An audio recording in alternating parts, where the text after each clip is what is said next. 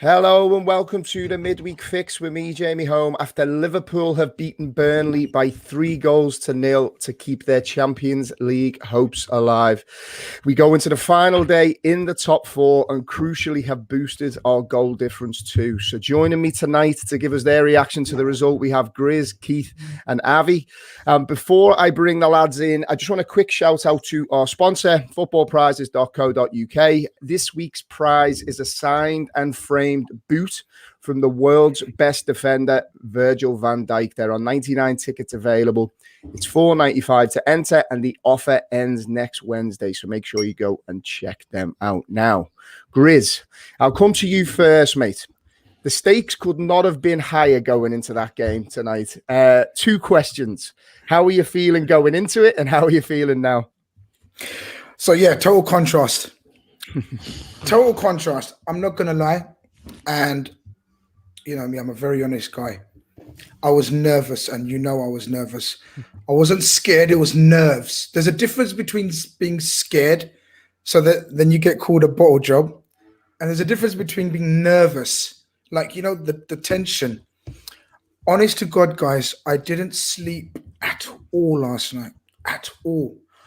And we've been in far more precarious situations, tense cup finals, league titles, Champions League finals. Do you know what I mean?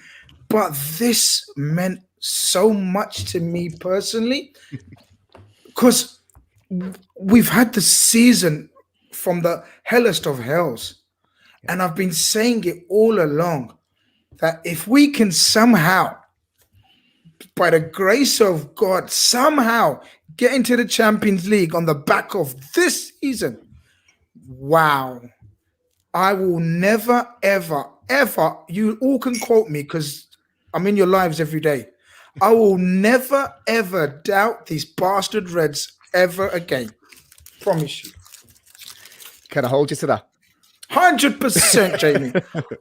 Oh, I'm a massive, I won't say the word. Don't worry, we will. We'll tell you what you are as the show goes on, Grizz. Unbelievable. Keith, just how big was that, mate? It was huge, Jamie, because Grizz is right. Each game now, it's a cliche, but they're cup finals, and to keep getting over the line, I think we're not giving this team credit, and we nearly went into this playing the ghost of Burnley and the Liverpool being in shit form, when the reality is Liverpool are in excellent form result-wise, and Burnley are in terrible form at home. Something like 9, or that's their 10th game at home without a win. Do you know what I mean? So the idea of Burnley away, I think, was more precarious than the actual game itself. Although to listen to some of the commentary, and we won't dwell on that because people listen to different commentary teams, you'd swear it was Liverpool were bleeding backs against the wall, getting kitchen sinks thrown at them, and it was like the Alamo. The game I watched was totally different than that. But, as I say, some people have to drum up interest in these games, and Liverpool just went about very professionally and done the business. Yeah, it's interesting that you say about the narratives that came out the back of the game, Keith, and I definitely want to touch on that at some point. I've got it on the agenda, but I want to come to you first, Avi, and I want to talk to you about the team selection, because it's one of those, given everything that we've gone through, Klopp's hand was kind of forced. He didn't have too much that he could do, to be honest, going into the game. What did you make of this selection? It was no real surprise that Ginny came in for Curtis Jones.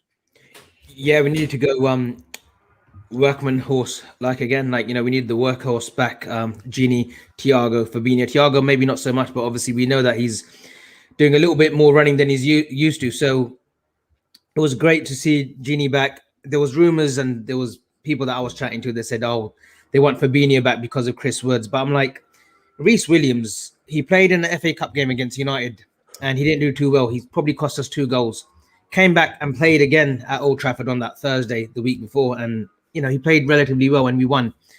you've got to stick with this. And I said to the guys, look, we either die or we ride with these two centre backs now. And look, it is what it is. 2 games to go. I think Reece and Phillips will be fine against Chris Woods. You know, if we can put Phillips quite close to Chris Wood, you know, I know he troubled us at times today in the first half, especially. But I said we've just got to ride with it. So it's the best selection that he could have made. You know, Ox wasn't going to get in, Shaq wasn't going to get in, Origi wasn't going to get in, and then obviously we've got the youngsters on the bench. Tsimikas wasn't going to displace Robertson, so it was the best lineup that he could possibly put, and hopefully that's the lineup that goes against Palace on Sunday. The only thing in the lineup that I thought, lads, and I don't know if you guys thought the same, was the possibility of Milner over possibly Ginny. That was the only one that was kind of bugging me. Maybe he might do that, especially with it being sort of Ginny going and etc. and Milner. He uses Milner in these combative games against the likes of Burnley. But apart from that, yeah, you guys are spot on. We had to go with what we got.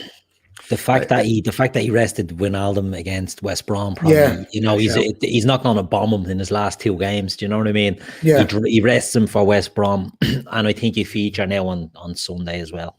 Yeah, sorry, awful shout from me. Sorry, Keith. I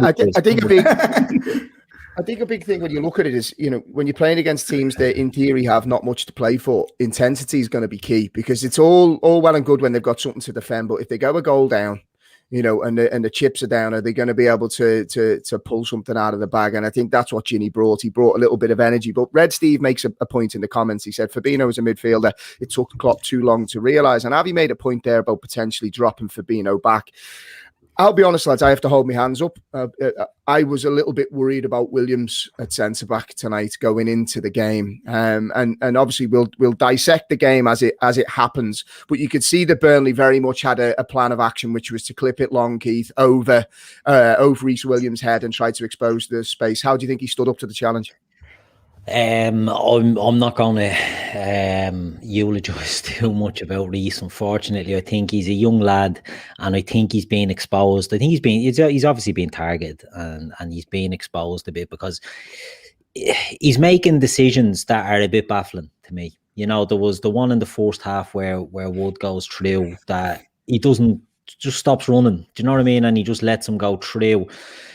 I think when he's under a bit of pressure, I think he's okay, but I think when he's got too much time, I don't know if he's overthinking things, or if he's you know, some players instinctively do the right thing at the right time. I think when Williams has to think about it, I think he makes wrong decisions, worrying decisions. And I'm not saying I'd write him off. He's a young guy, you know, send him away, let him fill out. He's for the size of him, he's a big lad. If he fills out and gets more muscle and you know, just develops, could be a smashing centre back. But at the moment, he's the weak link in the team.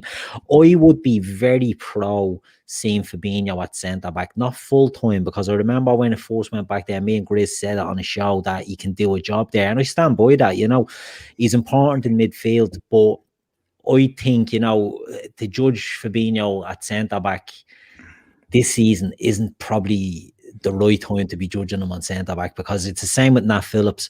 You're playing with Bladen, anyone that brings their boots to the ground, do you know what I mean, is going in as centre back at one stage, except for Ben Davies, obviously, but anyone else is in there and they're playing centre back.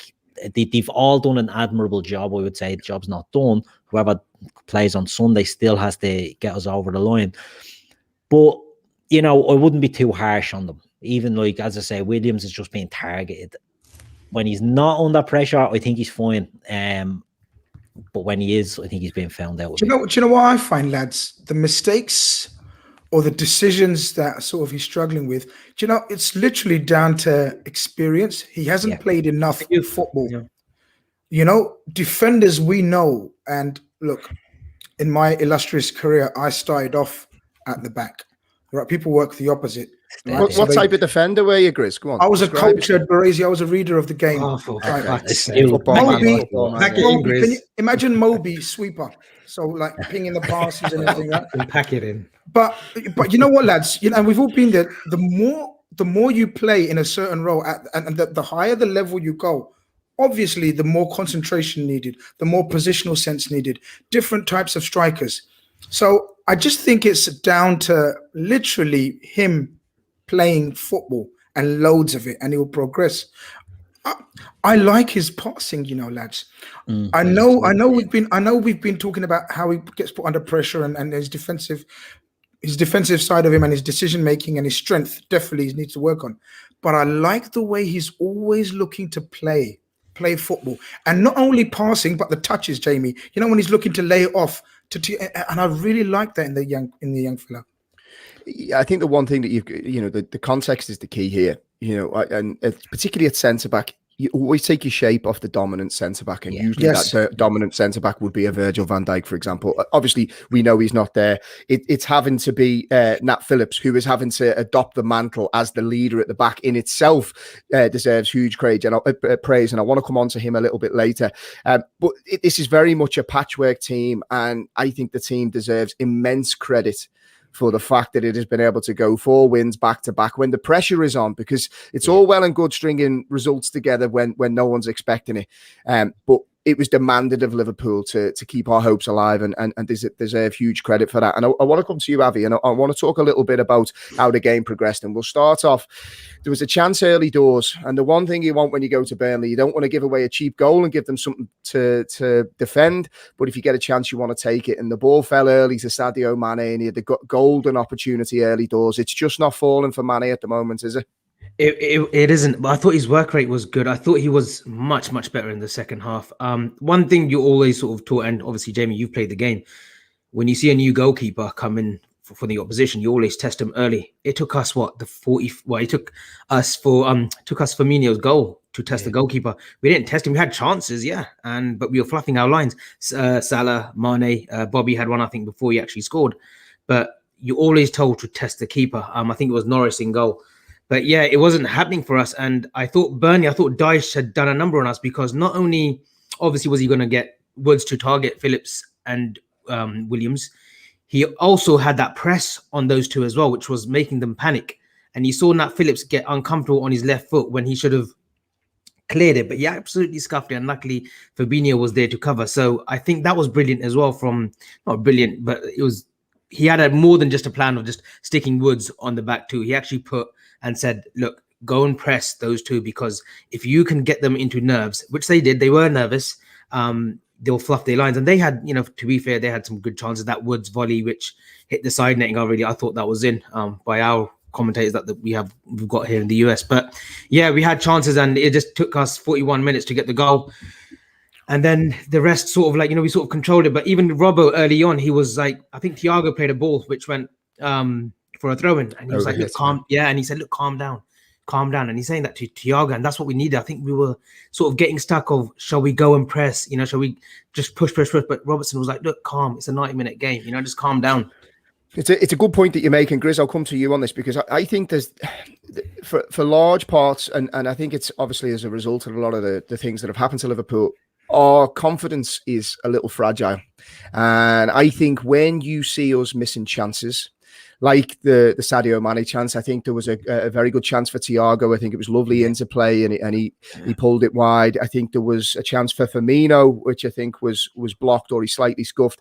So we were creating opportunities. But I always think for Liverpool at the moment, we know what the problem is. Defending doesn't seem to be too much of an issue. I think defensively, in terms of the goals we've conceded, we haven't actually conceded that many. It's been taking the chances.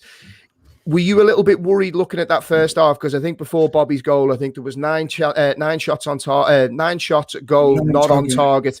Which in itself tells its own story.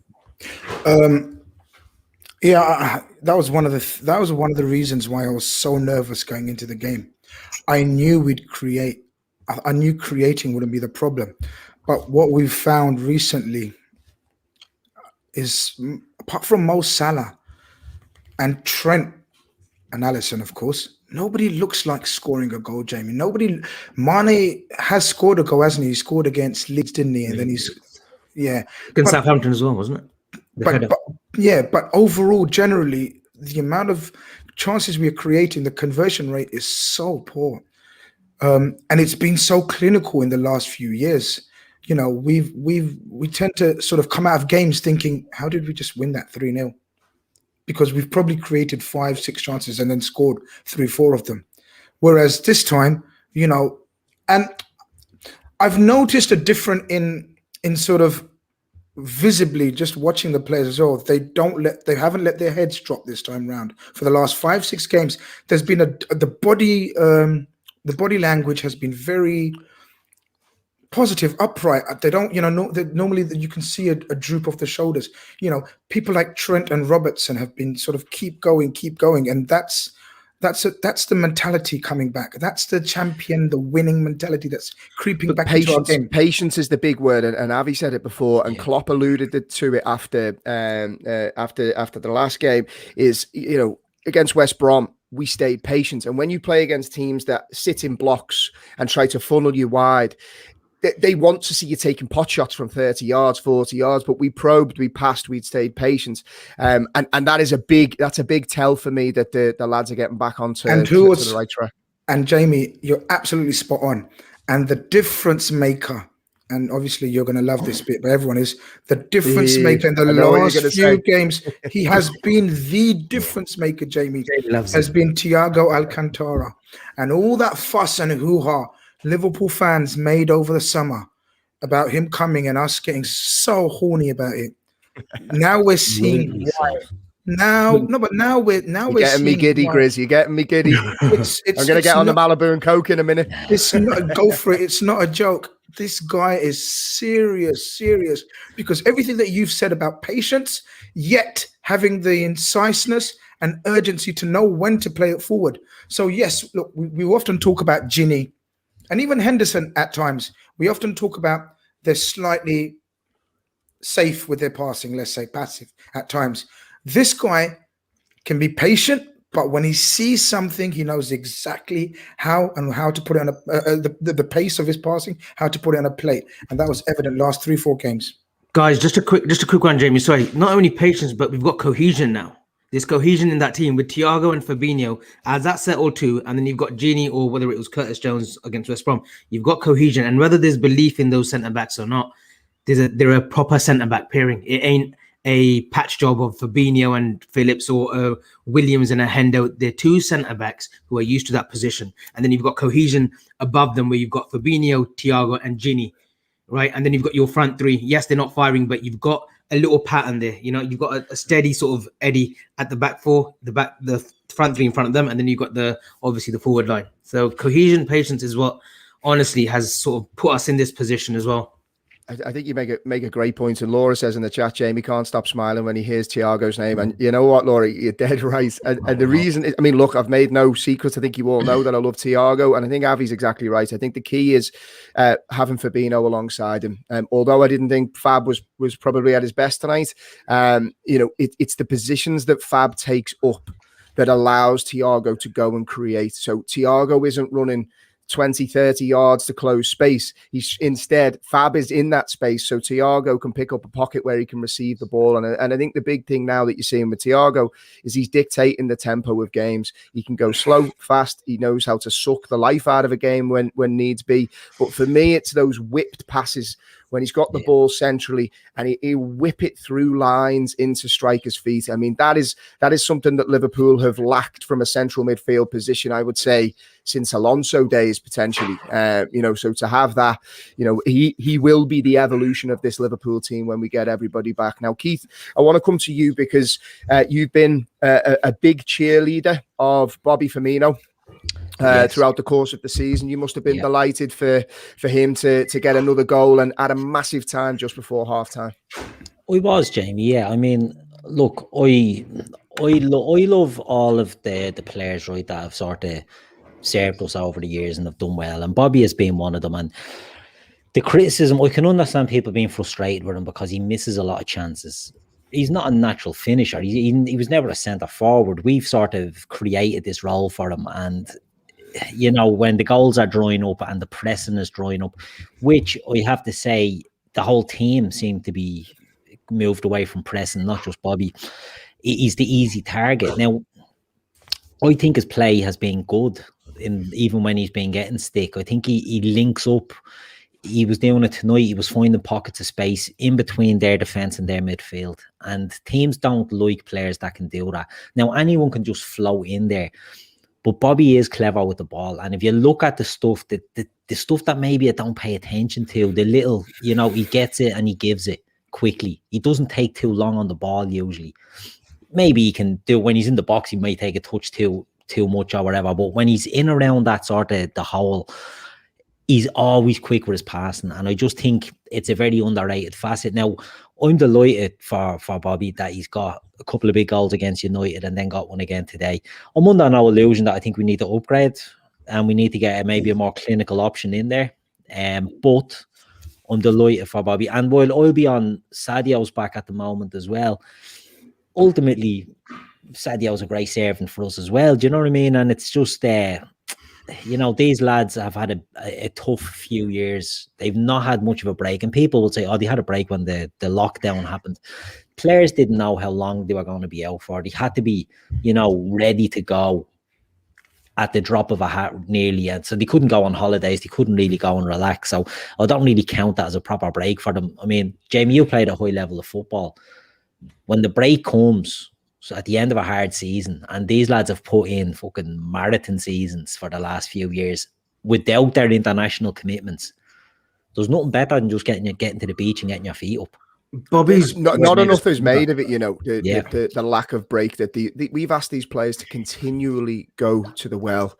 And Klopp spoke about it in an interview this week. He said, he had so many designs about how he was going to be able to rest and rotate. And ultimately that front three, for the best part of 3 or 4 seasons now, in a team that feeds off their press. So it's not like they can coast through games. They are expected to be at full throttle. And I think you've seen a direct result over Christmas time when we really dropped off.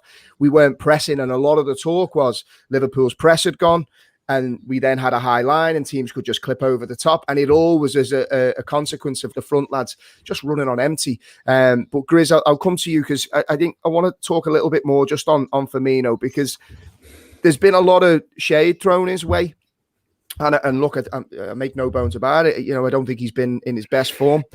But I still think that when Bobby Firmino is on it, Liverpool are on it. I think he's that key to how we function as a team. And the last couple of games in particular, he really starts to link the play and is weighing in with some massive goals. Yeah, that's the key, isn't it? His link play, which enables Mane and Mo, and then obviously if midfielders choose to want to make runs into the box, key. Look, we know that he was so integral to this Liverpool team, and how we know that is we didn't buy him as a number 9. We bought him as an attacking. We scouted him as an attacking midfielder, and then when Jurgen Klopp came along with his coaching staff, converted him into this role specifically designed to enable the rest of the team to function. The fullbacks, the wide men, as I've named. He was crucial to the way we played. Now, I know exactly what Keith meant in terms of when he gets hold of the ball. His manipulation of the ball is very Brazilian. He's got this. It's very much similar to how Thiago rolls the ball over the foot. He's got that, and it's the quickness of his passing, what he can do. And yes, when he's in the penalty box, we get frustrated that he doesn't shoot enough. He's never been instinctively a striker, you see. He's never been a striker. He's never known. Like people like Harry Kane just done drills after drills from the age of 12. And what their drills were all about was shots. Whereas Bobby's career, I think Bobby started off as a centre-back. So yeah, Bobby started off as centre-back. Just like yourself, mate. Just like myself. All the great ones do, mate. So look, and then he's progressed through midfield and eventually up top. People forget that. It's the kind of criticism that Trent gets when they talk about his defensive, nous, and he hasn't got it because he's still learning, lads. He's 21, 22. He started off as an attacking midfielder. Lads, come on, give the fucking guy a break. Same with Bobby. He's only been playing as a number 9 3 or 4 years, lads. 4 years, I think, last 3-4 years. That's massive. At the highest level he's playing now. He's not playing fucking Mickey Mouse level now, lads. He's playing Champions League level striker, false 9, and for his national team. I think we do underestimate the job he's done, But again, I would love a bit of competition. I would love a bit of upgrade. Sounds like we're fucking turfing him and chucking him out chucking him out the back. Like, obviously we're not doing that, but a bit of variety, bit of competition, probably do him wonders like he has this season. Valid options, Bridge. You're dead right. If you have a bench that has, let's say, Jota and Bobby on it, you know, and you have 3 up top that are doing the business, and you don't mind who's coming in and who's going out because you're using the squad, whereas we've been too reliant on the lads. And you make an excellent point. Sorry for coming across you, Chris. You make an excellent point about Bobby being, you know, a defender into a midfielder through the youth ranks, and then only, you know, at maybe 25, 26, becoming a forward and not having that instinct. And if you look at someone like Mason Greenwood is a dead eye in front of goal, because Mason Greenwood's a forward all his life. Lads, and how many times playing out wide now, and he gets chances and he's taking them. Bobby isn't like that. And, we've all been apart from Avi, we've all been part of teams that, you know, train with, and we've seen training drills, shooting practices, and that's what strikers practice day and night, you know, all day and night. The likes of Shearer, Harry Kane, these type of strikers that only see goals, nothing else, basically. You've got to remember, this guy's been brought up totally different way of playing. Grizz, just a quick one on that. You know, we talk about mentality, and Bobby's had there's fans have got on his back and throughout the years, but his time at Hoffenheim was crucial because he had those 2-3 years where he sort of learned that German mentality, that never give up, never give in, and always go. And we've seen it this season. That, yes, there's been chances where it's not come off for him, but you look at the Spurs winner, and if you looked at the last sort of 3-4 weeks, he's back on it again, you know, and that's crucial. And that's that mentality that you've been, which you associate with the German football, that you've just never given that steal. And he has that. You look at some Brazilians at 28, 29, you know, Robinho, Kaká, they literally finished by that age because the mentality goes. But with Bobby, you see him just going. That's why he might not be a first team starter next season. And if we buy well, I would definitely have him in or around the squad.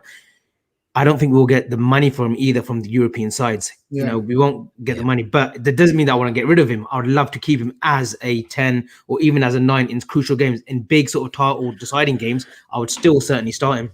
I think you make a good point, because the way that I look at it now, I think where we've really struggled is obviously, we've missed a lot of players, but it's actually been our inability for our fringe players to step up. And it's a completely different conversation if a fringe player is a Bobby Firmino, for example. Maybe he's not a fringe player. Maybe he's a starting player, which means he's playing well, which is fantastic for Liverpool. But the conversation is completely different if we just bring in a couple of players and some of those front 3 become the squad options, and that gives us a whole different approach to next season and different threat from the bench, which we haven't really had this season. Now, Grizz, I'll come to you, because one player that weirdly has divided opinion. I don't quite understand why, given where he's come from and what he's delivering at the moment. We go into the second half again, big goals at big moments. We score a goal early, and apart from probably Sadio Mane, who needs a couple of goals, if I could have handpicked a player to score a goal, it would have been Nat Phillips. I mean, what a moment for the lad, and what a fantastic performance again for him, all things considered. Chuffed for him. Alisson, and then you choose Nat Phillips. Nat man, as I call him now. No, Nat man. But yeah, no, we got it. Don't worry. I had to explain it. Explain it. But totally opposite of Reece Williams in terms of been playing as a centre back for many a season. He's 23 now, 24. He's not as young. He's older than Gomez. He's older than Joe Gomez. He's older than Gomez. So where we talk about Reece Williams not being positionally correct at times, right? You can always bank on Phillips being positionally there. Yes, his physical capabilities may not enable him to keep up with the player, and therefore he may look out of position. That's different. But he knows where to be. And that is always a sign of that is always to check the amount of clearances he makes. And my gosh, he's had about, I read somewhere, I can't remember the exact stat now, but the amount of clearances and headers this kid has put in, I call him a kid, but that shows you a sign of a centre-back positionally very well, who knows the position very well. And it comes with playing. He's played at so many different levels. Again, another one who's played in the Bundesliga. You know, he's played against different types of strikers. And as I said, look, he's not the most glamorous on the eye. He hasn't got the technical ability of a Reece Williams even, because I thought Reece Williams technically is very good, but he's got the position, he's got the know-how of a proper centre-back. You know he's going to be there. You just hope and pray that, you know, he doesn't get caught on the wrong side, pace-wise, trickery-wise. That's the kind of things he struggles with. But the bread and butter of clearing the ball, like in a game like today, we needed him. He was absolutely awesome. It was like watching Sami Hyypiä clear, you know, making those clearances. But you know what it is? He's having to be a leader. You know, this kid, and we say he's a kid, he's 23. I mean, I was looking at a story the other day. He fractured his back at 17. You know what I mean? He missed a year of his career. Yeah, the spur, didn't he? Yeah, but he had some issue, and he had a fracture of a vertebrae or something like that. So he'd missed a year of his development. He didn't progress at Bolton, even though his dad was the coach of the youth teams, because he had one eye on his education. Like he's not your typical, you know, what you'd expect of a player. He goes off to Stuttgart trying to learn his trade. You know, he's fought all the way, and he's after getting into the Liverpool team, right? And you know, he'll divide opinion, and we know among chats we do have, he divides opinion, which is fine, which is fair enough. But the lad is not doing anything wrong, and he's doing it all without Virgil beside him. He's doing it all without Joe Gomez. He's doing it without Joe Matip. He's doing it with different partners. He's doing it with different midfield partners in front of him. You know, it's what the young lad is doing. Brilliant point. I'm going to tweet that. Yeah, joint say it again. Has been sensational, right? Because whether you like him or not, whether you think he has a career at Liverpool or not, the young lad has come in and he's marshalling the defence, and that's not an easy thing to do in a team that's brittle and that's on the ropes. And we were on the ropes, make no bones about it. There's so much gets made about the fact that we're playing our 6th and 7th centre backs or whatever they are in the pecking order. So much gets made of that, and he's just getting on. And like I said, I was harsh on Reece Williams earlier, but it's the same for Reece Williams. You know, there's no leader there to talk them through it. And again, I'll go back to you, Jamie, playing ball at a good level. You're a centre mid. If you had a young fella playing in beside you and you're the experienced centre mid, what are you going to do? You manage him through the game. Exactly. Yeah. And he's looking at you to manage you through the game, or to manage him through the game. And centre backs even more so, because you make a mistake at the back, the wall falls in. We always used to talk about playing in 10-minute blocks. So depending on how the game may swing. And you had it, I think there was a 10-15 minute period in the first half where Liverpool were up against it, and there was a lot of balls into the box. It's about managing those moments and coming out the other side of it. And at the moment, Nat Phillips is managing those moments for us. Yeah. And everybody is taking the shape off Nat Phillips. And look, I'm not going to be a hypocrite. I'm going to hold my hands up and I'm going to say, throughout this course of the season, I've said it, that I didn't think he was good enough to remain at Liverpool. I thought he'd done a fantastic job, but I thought he'd secured himself a deal at another club. And whether that'd be lower Premiership or Championship, he will have a good career. Has that changed now? And Avi, I'll come to you. Has that changed now? Because he has not only, I don't want to say put himself in the shop window, but he's been the leader. He's been dominant. He's rolled out man of the match performance after man of the match performance. He's not only making a difference from a defensive perspective. I mean, he cleared one off the line tonight, which was fantastic anticipation in spotting the danger, but he's now weighing in with big goals at the other end. Has he now secured himself a long-term future at Liverpool, do you think? Just a quick one on Nat Phillips. Against United, that own goal, he could have folded straight away after they scored in the 9th minute, wasn't it? 15th minute or something. As soon as when they scored really early, he could have folded, but no, he stood strong and he got an assist as well for Jota's back flick of when he made it 1-1. And he's actually just like he's been brilliant. And you got to remember, guys, he's been thrusted into it without any leaders alongside him. He's had Reece Williams, he's had Hendo, he's had Fabinho, but he's actually just been thrusted into it, and he's done really, really well. I'm one of those that, similar to Origi, when Origi scored that Champions League goal final, that should have been his sort of final swan song. Sell him at a great price. You'll get 25 million. That summer, we could have got 25 million. What happens? We ended up giving him a contract extension, which is fine, and that's what they wanted to do to reward him. With Phillips, I feel this summer, if we get a good offer for him, and I'm talking maybe 10 million, 12 million pounds, I would unfortunately sell him, because it could be just a period where he's absolutely been thrusted into it, that he's relishing it. You know, you just don't want to be. Yes, he's 24, and yes, he's got so much ahead of him, and he can learn from the Van Dijks, and he can learn from the Matips and the Joe Gomez's. But I do feel that his game is slightly limited in the way that Klopp has us set up. So I'm just one of those where, if we do get a good offer, 10 to 12 million, maybe from a Southampton or a Burnley or even a Newcastle, I would unfortunately let him go. I think that price is going up, to be honest. Yeah, it is. No, it's British premium as well. British premium as well. Do you know what, lads? I think Klopp's the type of man manager. He would leave it to he would even though we may look at it, let's forget the sentiment side of things. Let's be ruthless, because that's what we've been asking for the last 2-3 years. We've got to be ruthless in our squad rotation and development of our squad. I think Jurgen Klopp is the type of human being, especially after a season like this season we've had, he'll probably leave it to Nat Phillips to decide whether he wants to stick around, which is fair enough, or ask him, look, I'm going to be brutally honest with you, with the likelihood of my centre-backs coming back and Konate, I won't be able to promise you enough minutes that you deserve right now. And I think that's the point when Nat Phillips has to decide for himself if he wants to sort of continue as a regular at somewhere like a Burnley, for example. I think he'd suit Burnley down to the ground, absolutely down to the ground. And because, they've probably got Tarkowski leaving, you can easily see Nat Phillips getting into that team right now. So I think Jurgen Klopp's the type of man manager, the type of human being we know. He'd probably leave it to him. And if that's the case, then Michael Edwards is bloody rubbing his hands, lads. Yeah. Bloody rubbing his hands. Because you're right. Sorry, Jamie. Just before we finish up on that, Phillips, Burnley, I think, is an excellent one. And when you look at Ben Mee and you look at James Tarkowski, they were picked up off. They weren't, superstar centre backs that Burnley developed and just had there all of a sudden. Ben Mee was at, I think, Man City.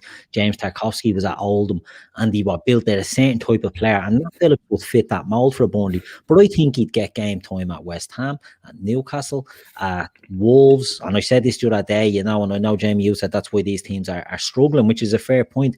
If you look at all those promoted teams, Norwich, Bournemouth, Watford, any of them, Nat Phillips would be he would get a game at any of those teams. If you look at the number of teams, he's maybe not good enough to be a starting centre back for us, which is, it's there's talk of him being an outside chance of the Euros. And to be honest, no, Grizz, you laugh it off, but trust me, I'm not laughing it off. There is no chance of that. With Gareth Southgate, I wouldn't be surprised if he's on a standby list. I wouldn't be surprised. No.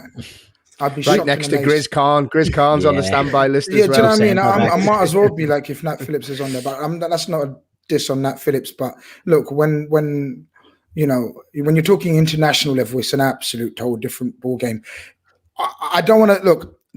People that begrudge him are stupid. Yeah. You're just being edgy for the sake of it. Do you know what I mean? It's you're trying to be different. Like, how can you begrudge anything that Nat Phillips gets in his life? An absolute diamond of a geezer. I will say this run of fixtures has suited him in terms of the opposition we've played, barring the Man United game. He loves the rough and tumble. He was excellent in that. But he was excellent. We conceded 2 goals, but he could have moved his feet quicker for the own goal. But as Avi says, it didn't break him. And I think Jamie was talking about this leadership. Lads, we've lost not only leaders, but we've lost the vocal leaders of our team. Yeah. We've ended up being Genie captain, and Genie's the most silent captain you can ever get. Like, who's talking on that pitch? Thiago's talking, but he's probably talking in his native language. Not many people, only Fabinho is understanding what he's saying, hence why they've got a brilliant rapport now. Robertson's probably shouting. No one's understanding what Robertson's saying. More chance of understanding Thiago, I would say, than they have Robert. Or my impression when I'm doing an impression of a Scottish person. What's he? But Nat Phillips' vocal skills and the way he's organising, it's a credit to them. It's a credit to the man. Guys, as well.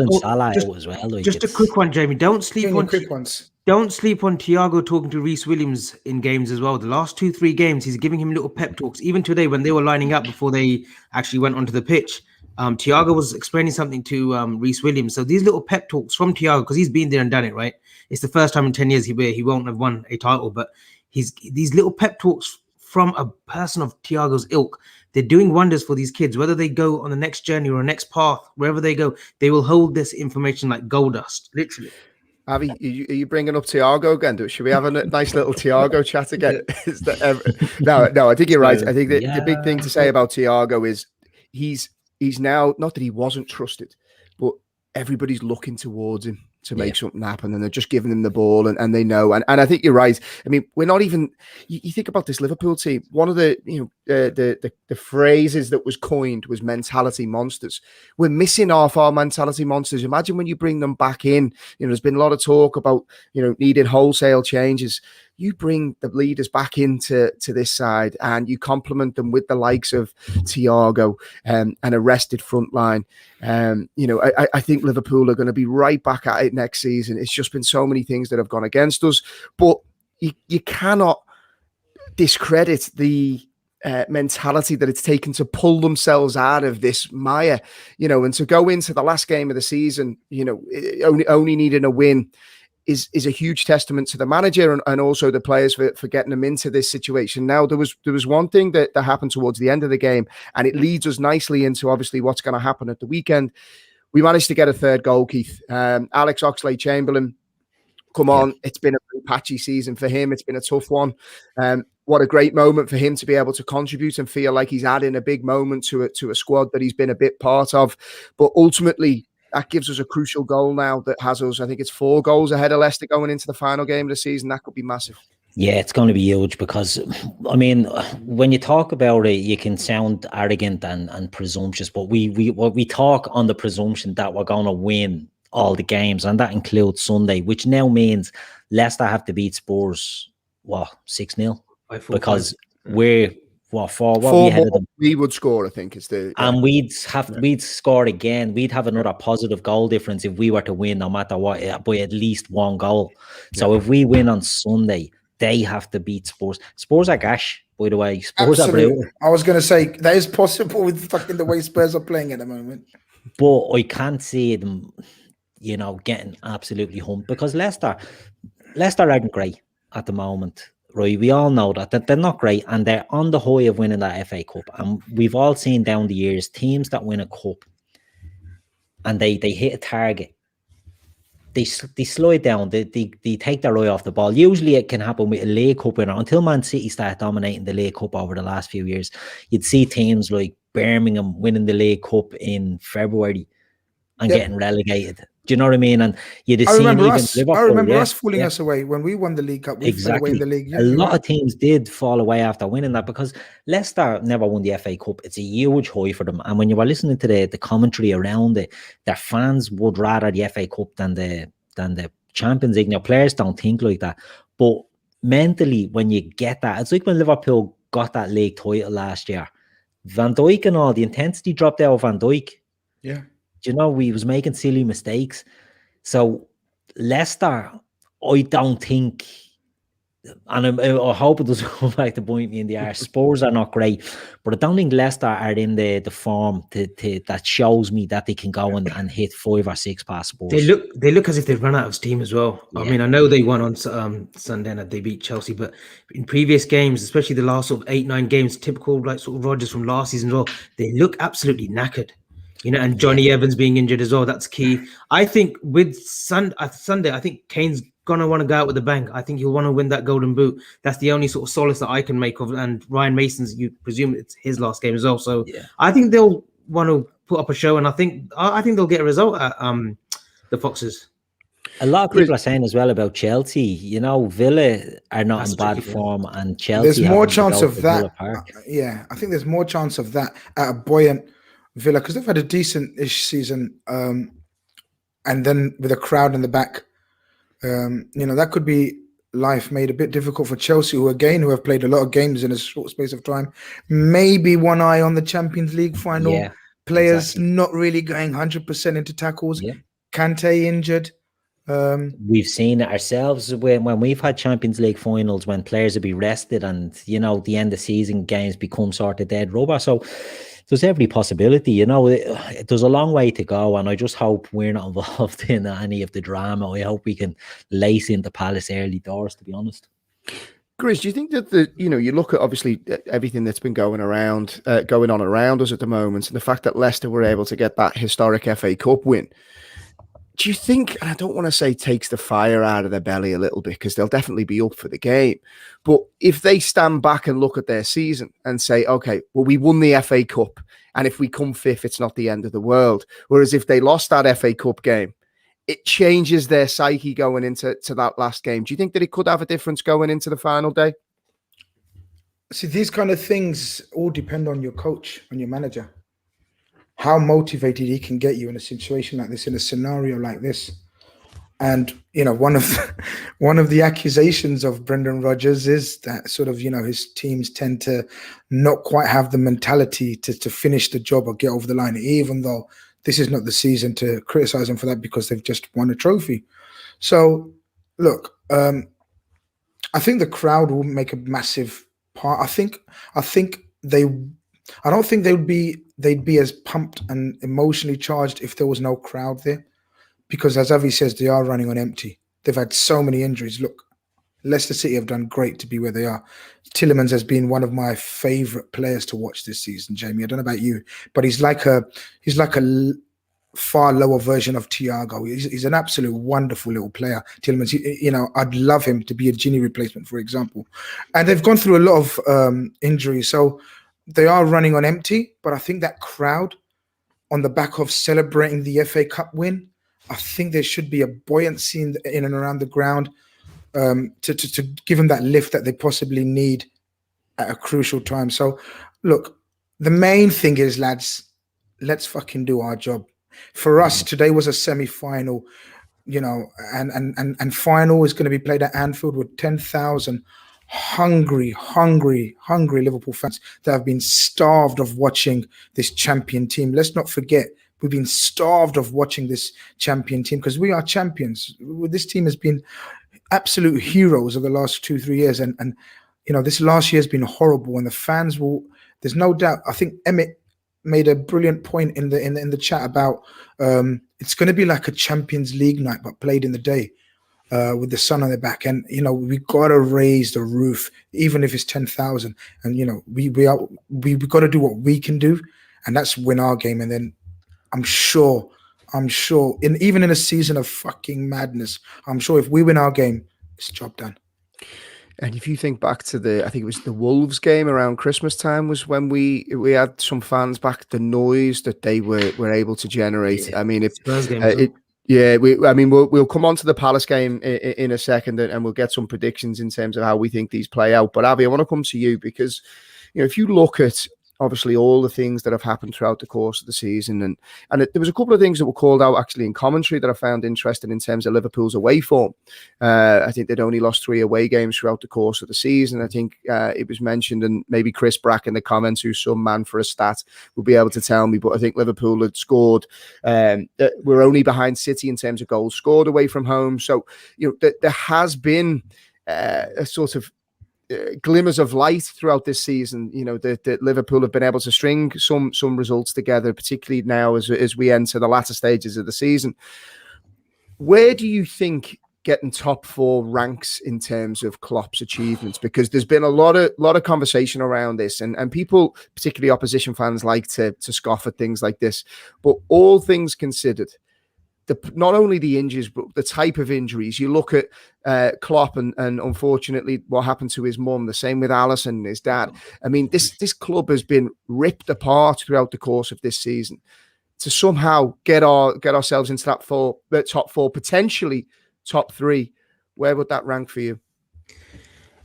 It's certainly up there, Jamie. Like, I've been supporting Liverpool for over 30 years now, and it's gonna. If we manage to do it, you're looking well, mate. How old are you? 30 years, Jesus.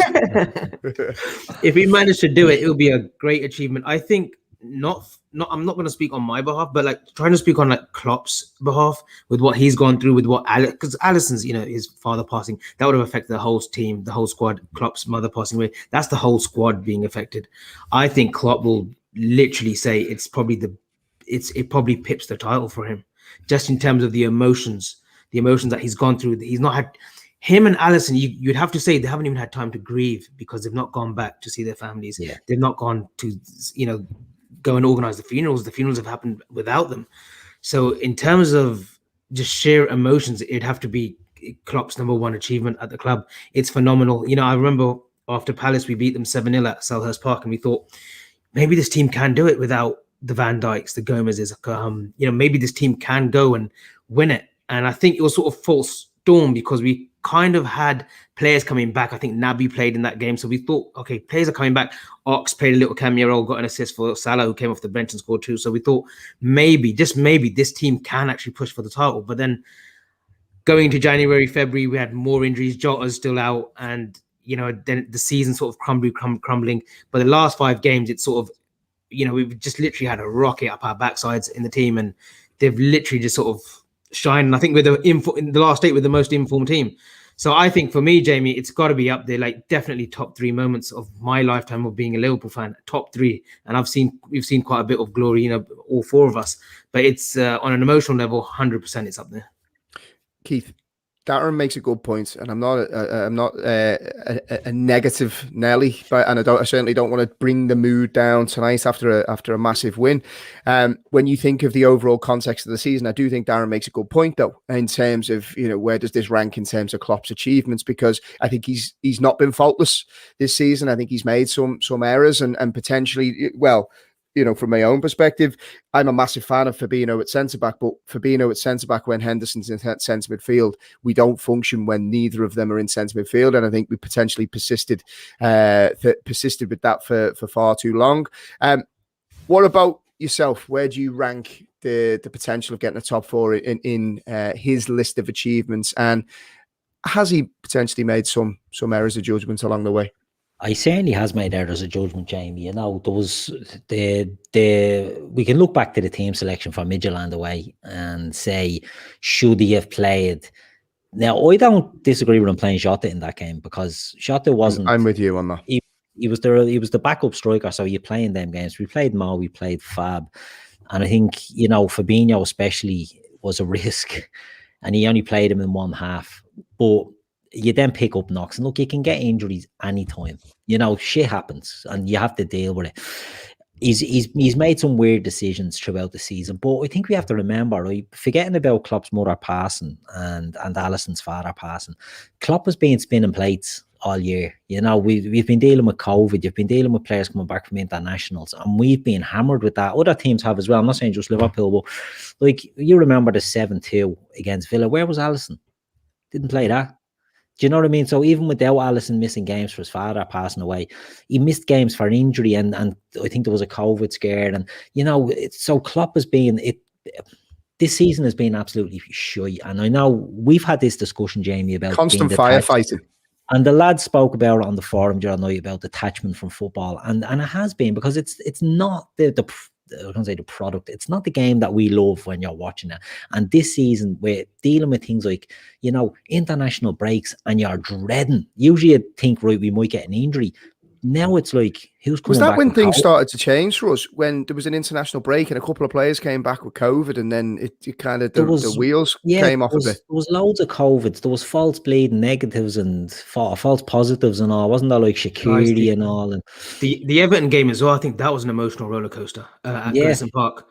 That, and then you obviously had the ESL Klopp coming out instead of the owners, with a speech and saying how wrong it wasn't. It wasn't even just the ESL, Avi. There was Project Big Picture as well. Yeah. And I don't like to be a paranoid tinfoil hat wearer, but I'm going to be a paranoid tinfoil hat wearer.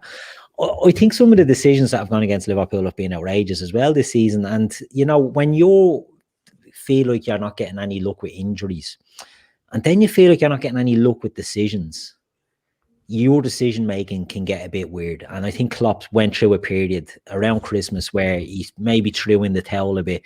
Fulham being a game, I think that he might eject it in.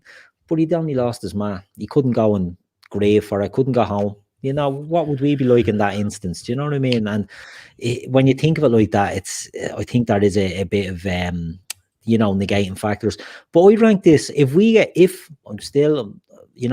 get top 4 out of this, I rank it as one of his best achievements, because a manager like Klopp, right, what Klopp does, and I'm not trying to be preachy to everyone knows what Klopp does, right? But he builds a machine, right? And when you build something, you build it with an end game, which is to win titles. This wasn't building something. This was fucking plugging holes in the Titanic. Do you know what I mean? To stop it from bleeding sinking. And that's not his last season at Dortmund. People point to they were in the bottom 3 or whatever at Christmas. And again, similar, a lot of injuries, got players back, went on a run and won it. This has to rank well up there. To lose Virgil van Dijk is bad. To lose Virgil van Dijk, Joe Gomez, Joe Matip, Thiago, Jota, Jordan Henderson. He's captain, yeah. True. You know, to lose all these players for, you know, long-term injuries. Naby Keita injured for so many days.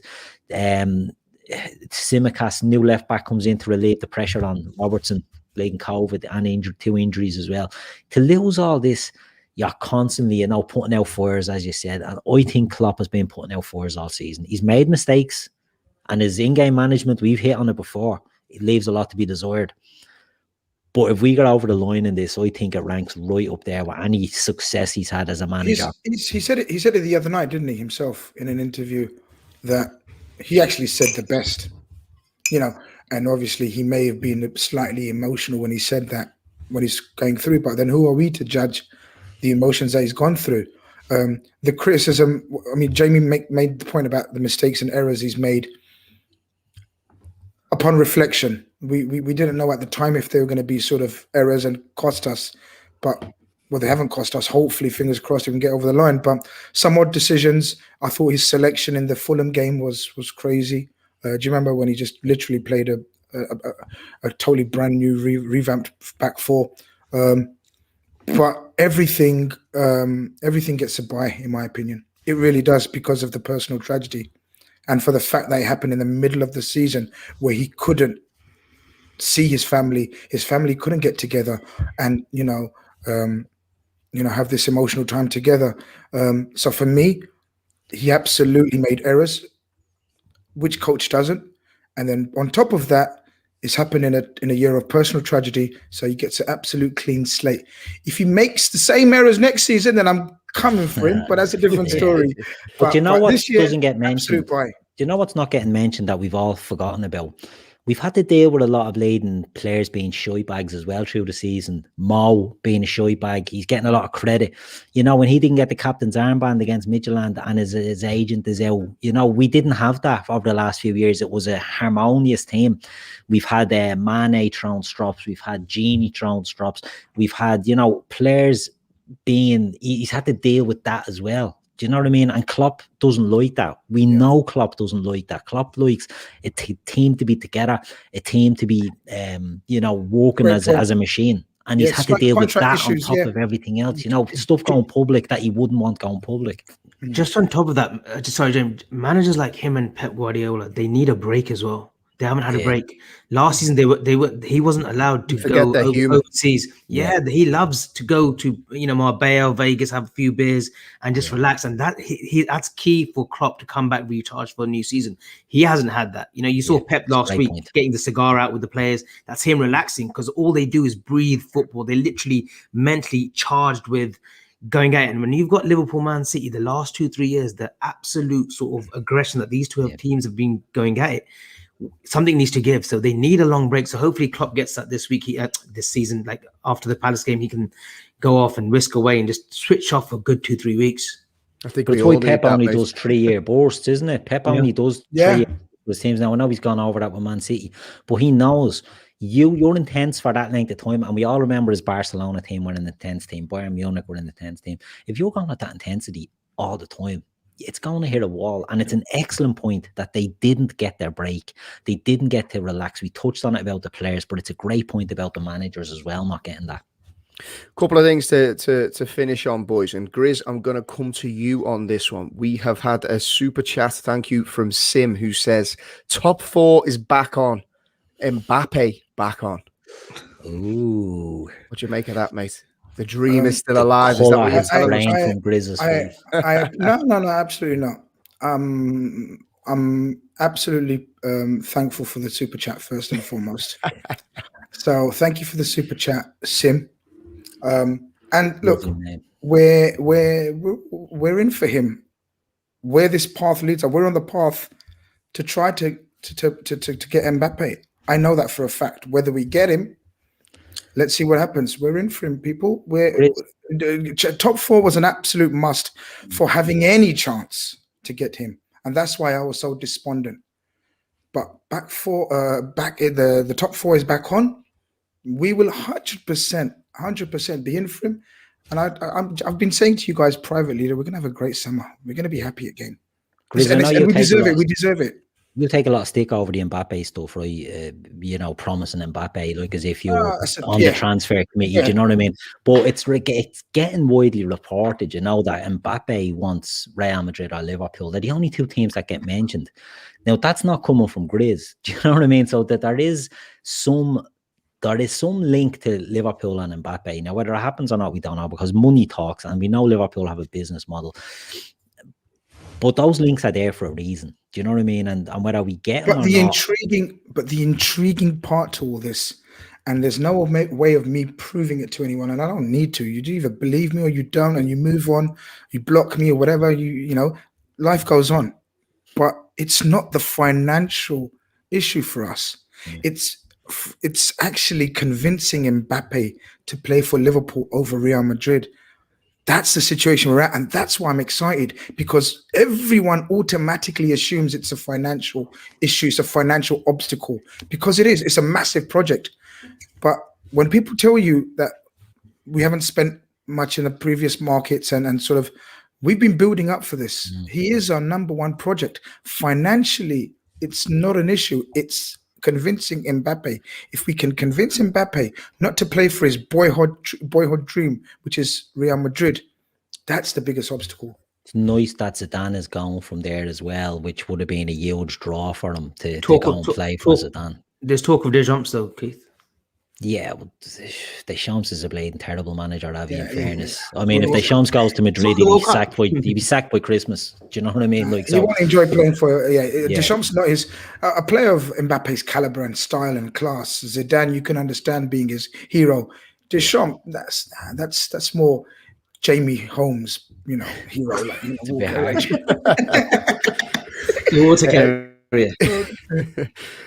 Quick one, Grizz, before we get predictions on how everything is gonna fall. You mentioned that we are going to have a good summer and we'll be excited. Do you think that hinges? Question came in from Owen Burke. Do you think that would hinge on us not being in the ESL and obviously then not being able to have that money, or are you still confident that we have a busy summer ahead, irrespective of that? Irrespective of that. That would have obviously enhanced it, taken it to another level.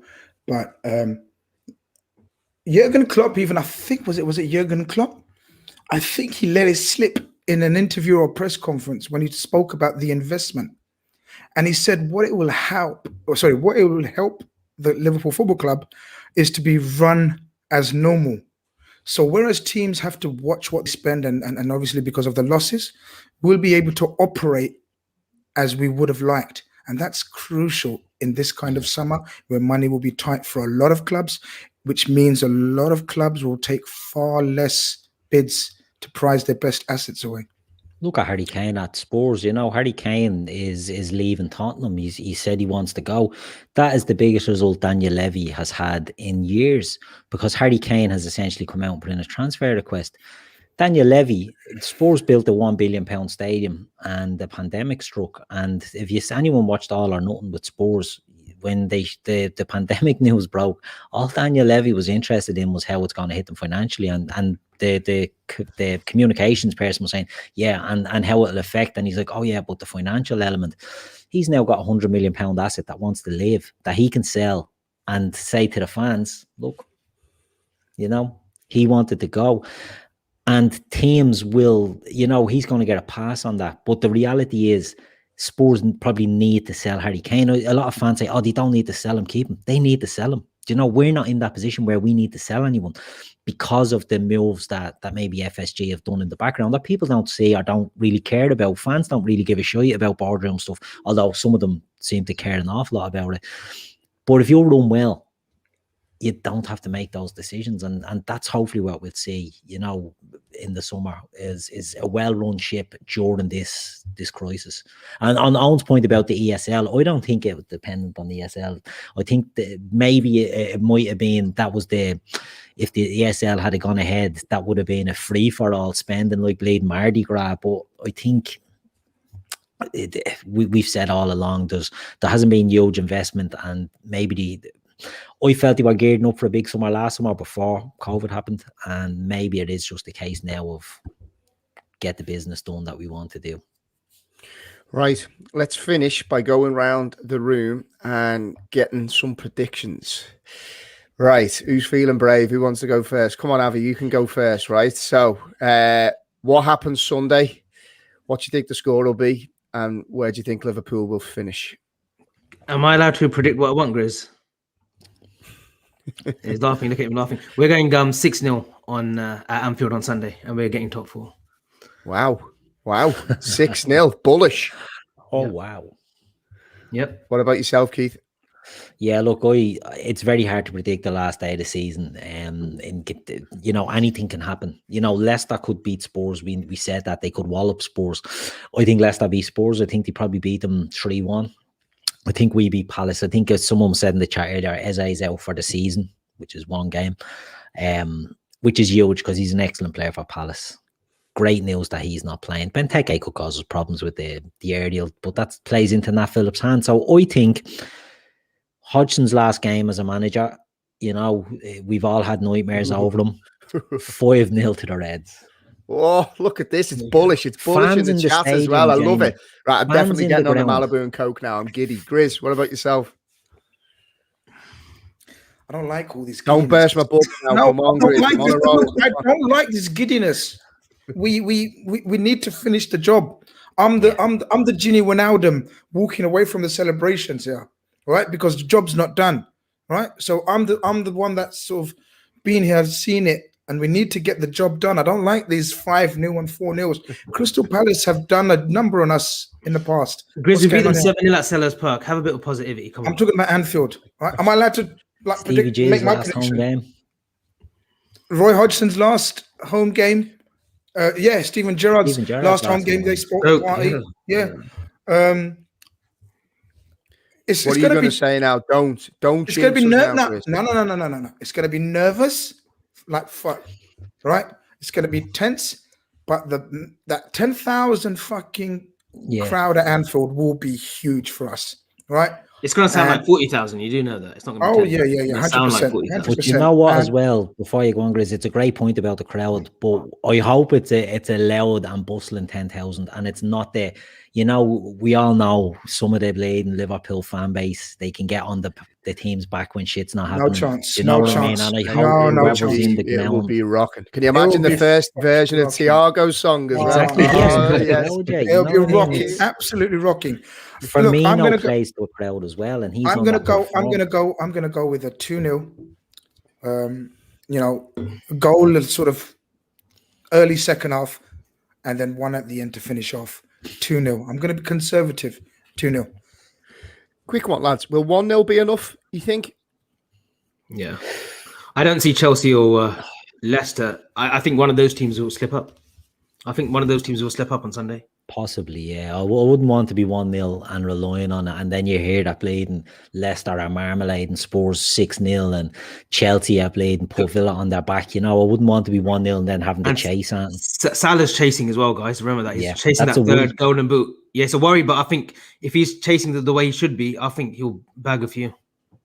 Yeah, love it. What a way to finish. A couple of bit of housekeeping bits before we wrap up. As the season's nearly finishing, if you want to write an article, you want to get something up on our website, whether it's giving us an opinion on how you think the season has gone, whether it's plans for next season, possible transfers, anything you want at all, send it to us at lfcdaytrippers@gmail.com and we'll get it up on the site right away.